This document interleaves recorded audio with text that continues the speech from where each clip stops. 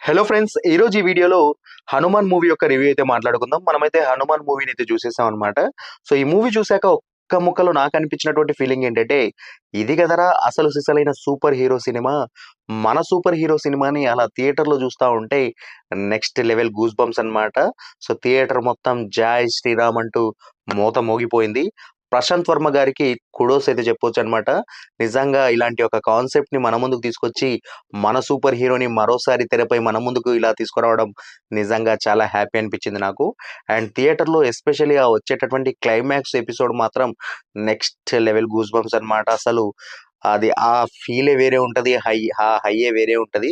Second పార్ట్‌పై బీభత్సమైన అంచనాలు create చేసింది 'హనుమాన్' మూవీ యొక్క క్లైమాక్స్ పార్ట్ అనేది చెప్పుకోవచ్చు.